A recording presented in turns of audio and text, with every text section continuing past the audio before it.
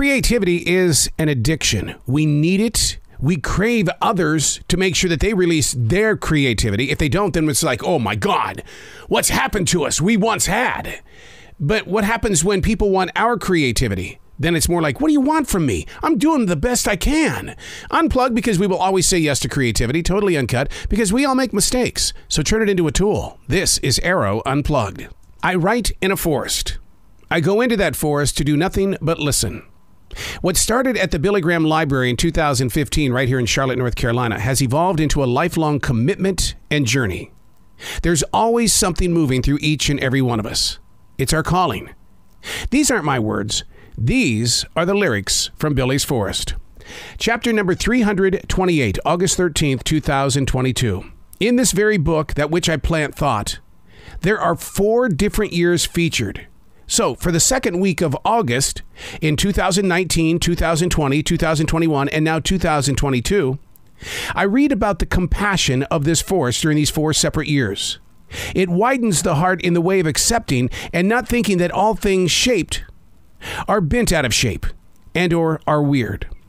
4 separate years so far, and this journal is far from being full.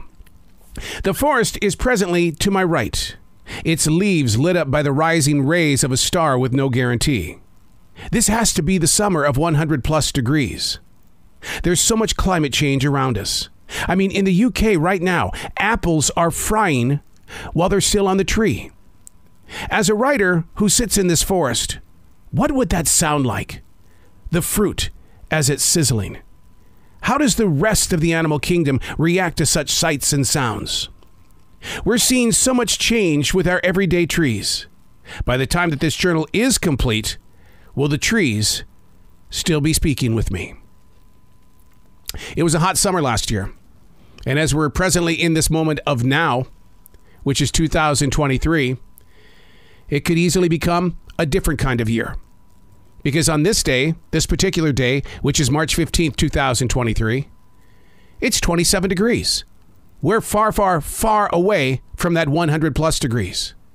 But the focus here today is on the sizzling of the fruit on the trees. Oh, we've heard the stories about the Forbidden Garden and what happened after that. But let's put this in modern day terms and lessons learned. Trees that really feature sizzling apples in the UK. What must that sound like? Taking the time to listen to the atmosphere around each and every one of us is a valuable lesson that we need to hold on to every day, to make it a daily discipline. To take 5 to 15 minutes a day, to do nothing but listen. To hear the calling of the atmosphere, to be present in the universe. This has nothing to do with religion. It has everything to do with we're all on this planet together. And what do the fruit here in our hot times? Are we sizzling as well? Look at the gleam of the sweat on your arms, on your eyebrows.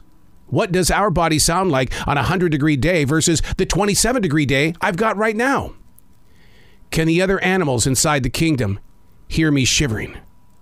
They hear me complaining because, oh boy, when you're out here in this forest and it's that chilly with a damp ground, it's like, oh, okay, just embrace it. Feel the moment. What am I here to learn? Let me understand it. And then let me go home and write about it. Give yourself enough space, 5 to 15 minutes, to just listen. It will change your way of walking. I'm Arroe. These aren't my words. These are the lyrics from Billy's Forest.